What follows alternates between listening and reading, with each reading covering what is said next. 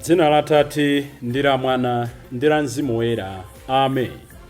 Ndikulandireniso abale ndi alongo pano pa Tiyankhuleni Ambuye lero lachinayi pa 29 June chaka cha 2023. Pa 29 June paliponse mpingo umatipempha kuti tikondwerere moyo wa Petro komanso Paulo, mizati ya mpingo, wina kuyimirira tradition, wina kuyimirira charismatic, wina kuyimirira zosiyanasiyana, wina kuyimirira progress. Ndipo tsiku la lero Ambuye chauta afuna tisinkhe kufunika kochitira umboni mthenga wabwino, kufunika kochitira umboni Chikhristu chathu. Mbiri ya awiriwa tikuidziwa bwino koposa. Anali ndi zabwino zambiri, anali ndi kufoka here and there, koma pamapeto pa zonse adapereka moyo wawo kwa Yesu Khristu, adapereka moyo wawo ndi utumiki wawo, adapereka china chilichonse kuti inu ndine tikulandire mthenga wabwino. Pamene tikugawana ndi kukondwera moyo wawo tsiku la lero, tapempha Ambuye atisandutse odzipereka monga anachitira Petro ndi Paulo oyera. Mawu oyamba akuchokera m'buku la Ntchito za Atumwi, mutu wa 12 ndime ya 1 kulekeza 11. Amene akutiwerengera mawu oyamba ndi a Olive Makuwira kuchokera ku m'busa wabwino parish Nsanje mu diocese ya Chikwawa. Ndipo mawu achiwiri akuchokera mkalata ya Paulo yachiwiri yolembera Timoteyo, mutu wa 4 ndime ya 6 kulekeza 8, kudzawerenganso 17 kulekeza 18. Amene akutiwerengera mawu achiwiri ndi Adani Mvumbe kuchokera ku m'busa wabwino parish Nsanje mu diocese ya Chikwawa. Ndipo mthenga wabwino ndi monga adalembera Mateyo oyera, mutu wa 16 ndime ya 13 kulekeza 19. Amene akutiwerengera mthenga wabwino komanso kutigawira mawu ndi Reverend Father Francis Damaseke kuchokera ku Episcopal Conference of Malawi ECM. Tena abale ndi alongo tisinkhe limodzi. Mawu oyamba tiwerenga kuchokera Ntchito za Atumwi, mutu 12 ndime ya 1 mpaka 11.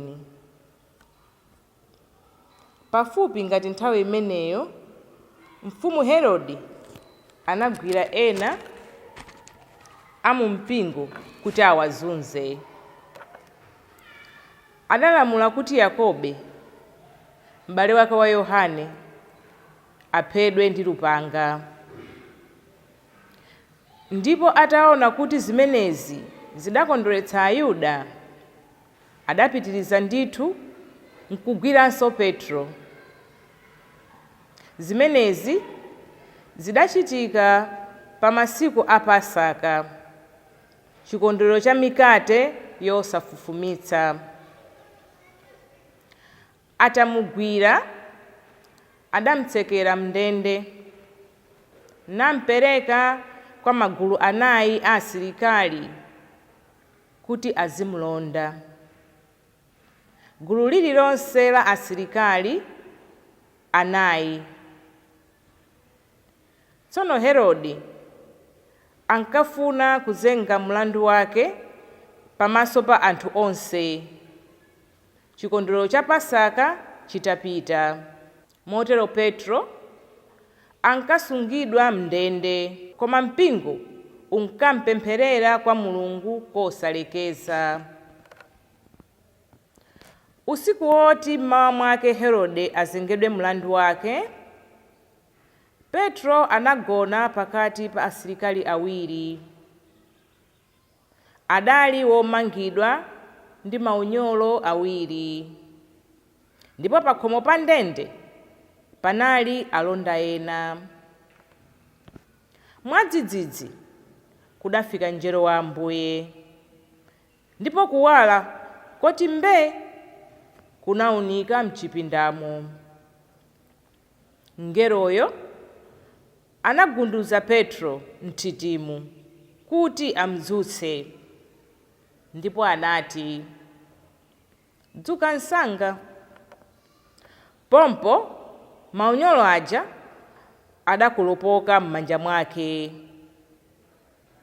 Kenaka mngelo uja anamuwuza kuti, vala lamba wako ndi nsapato zako. Petro anachita zimene mngelo uja anamuwuza. Anamuwuzanso kuti, fundira mwinjiro wako unditsate. Apo Petro anatuluka nansata, osazindikira kuti zimene mngelo ankachitazo nzoona. Ankangoyesa kuti akuona zinthu masomphenya chabe. Onsewo anapitirira gulu loyamba la asilikali aja, kenaka lachiwiri, mpaka kukafika pa chitseko chachitsulo pa chipata cholowera mu mzinda. Chitsekocho chidangodzitsekukira chokha, iwowo nkutuluka. Anayenda ndithu mu msewu wina wa mu mzindamu. Atafika polekezera pake, mngelo uja adamuchokera. Pamenepo Petro anazizimuka nati, tsopano ndikudziwadi kuti Ambuye anandituma mngelo wawo ndipo andipulumutsa kwa Herode ndi kuzoyipa zonse zimene Ayuda ankayembekeza kuti zizandichitikira. Mawu a Ambuye. Mawu achiwiri. Mawu a nkalata yachiwiri ya Paulo Woyera kwa Timoteyo. Timoteyo mutu 4 kuyambira ndime ya 6 mpaka ya 8, kuzowerenganso ndime ya 17 mpaka 18. Mwana wanga, kunena za ine, moyo wanga wayamba kale kuthiridwa ngati nsembe, ndipo nthawi yafika kuti ndinyamuke ulendo wochoka m'moyo uno. Ndamenya nkhondo yabwino, ndatsiriza bwino mpikisano waliwiro, ndasunga chikhulupiriro. Chanditsalira tsopano ndi chakuti ndikalandire mphotho imene ili kundidikira. Mphothoyo ndi yakuti Ambuye amene ali woweruza wolungama adzandilungamitsa pa tsiku la chiweruzo. Ndipo mphotho imeneyi sangopatsa ine ndekha ayi, koma onse amene mwachikondi ali kudikirira kuti iyeyo abwerenso. Koma Ambuye adakhala nane pamodzi, nandilimbitsa mtima kuti ndilalike mawu onse a Uthenga Wabwino ndipo anthu a mitundu yonse awamve. Motero ndidapulumuka m'kamwa mwa mkango. Ambuye adzapulumutsanso ku chilichonse chofuna kundichitikira choyipa, ndipo adzasunga bwino mpaka kulowetsa mu ufumu wawo wakumwamba. Kwa iwo kukhale ulemerero mpaka muyaya. Amen. Mawu a Ambuye. Ambuye akhale nanu. Mawu a mu Uthenga Wabwino monga adalembera Mateyo Woyera. Ulemu kwa inu Ambuye. Mutu wa 16 ndime ya 13 kulekeza 19. Pamene Yesu adafika ku madera a Kazareya Filipi, adafunsa ophunzira ake kuti, kodi anthu amati Mwana wa Munthu ndine yani? Iwo adati, ena amati ndinu Yohane M'batizi, ena amati ndinu Eliya, enanso amati ndinu Yeremiya kapena mmodzi mwa aneneri. Apo Yesu adawafunsa kuti, nanga inuyo mumati ndine yani? Simoni Petro adayankha kuti, inu ndinu mpulumutsi olonjezedwa uja, Mwana wa Mulungu wamoyo. Yesu adamuwuza kuti, ndiwe wodala Simoni mwana wa Yona, pakuti si munthu wakululira zimenezi ayi, koma ndi Atate anga amene ali kumwamba. Ndipo ine ndikuti ndiwe Petro, ndipo pa thanthwe limeneli ndidzamanga mpingo wanga, ndipo ngakhale mphamvu za imfa sudzaugonjetsa. Ndidzakupatsa makiyi a ufumu wakumwamba, kotero kuti zimene umange pansi pano zidzamangidwa ndi kumwamba komwe, ndipo zimene udzamasule pansi pano zidzamasulidwa ndi kumwamba komwe. Mthenga wa Ambuye. Ulemu kwa inu Ambuye Yesu Khristu. Abale ndi alongo, lero tikuchita chaka cha mizati ya mpingo Petro komanso Paulo. Ngati pali oyera amene timenera moyo wawo, tizupanganso reflect very seriously ndi awiri amenewa. Mbiri tikuidziwa bwino kale kuti Petro anali ochokera ku dera lotchedwa Betsaida, mphepete ndithu mwa nyanja ya Galileya, pamene akakhala Paulo analochokera mu mzinda wa Tariso. Onsewa tikang'ana kuchokera kumene akuchokera kufikira nthawi imene anamzindikira Yesu Khristu, sikuti tingati anali anthu amayina aulemerero odziwika kapena amphamvu zawo. Inde Paulo anali ophunzira, Petro anali msodzi, koma muona kuti ngakhale Paulo anali ophunzira choncho, anali asanamdziwe Yesu Khristu uka kwa akufa. Atamudziwa Yesu Khristu anasiya zonse ndi kuyamba kutsata Ambuye. Mulungu amatichoketsa pamalo otsika nkutika pamalo okwera ife tikavomera ndi mtima wonse kuti tufuna timutumikire. So pamene tikuchita chaka chawochi tikumbukire kuti iwowa ndi mboni za mthenga wabwino. They both made some mistakes. Tikang'ana Petro ndi anankana Ambuye, sindimudziwa. Akakhala Paulo ndi amanzuza Ambuye pa njira ya ku Damasiko. Iwe ukundizuzira njine. We all make grave mistakes in life. Tosefe timapanga ndithu ma mistake akuluakulu, timalakwitsa mmoyo muno. Komano Mulungu wathu amatilola kuti tidzitolerenso, amatilola kuti tiyambirenso. Zitatha zonse Petro ndi adamfunsa, so iwe Simoni mwana wa Yona, kodi umandikonda? Katatu konse. Naye Paulo adamfunsa pa njira ya ku Damasiko. Chosangalatsa nchonena kuti pamene Ambuye afuna tibwerere amatitchula ndi mayina athu, satipanga treat mchigulugulu. Sanangonena kuti kodi inu ophunzira anga mmandikonda, iwe kundizuziranji. Adatchula aliyense dzina lake, ndipo amatchula dzina la ku ubwana wawo, chifukwa ndi ku mwana kumene timakhala innocent. Ambuye amafuna tibwerere to innocence. Iwe Petro mwana wa Yona, Paulo adantchula dzina lake Saulo, ukundizuziranji. They answered with service and love. Ife ine inu timayankha ndi chani? Palibe pakati pathu kuyambira ine ndi kuyankhulani amene anganene kuti samalakwitsa. Timalakwitsa every day, timalakwitsa every week, timalakwitsa every month. Koma funso khanena kuti Petro ndi Paulo anayankha ndi chikondi, anayankha ndi utumiki. Inu ndine timayankha ndi chani?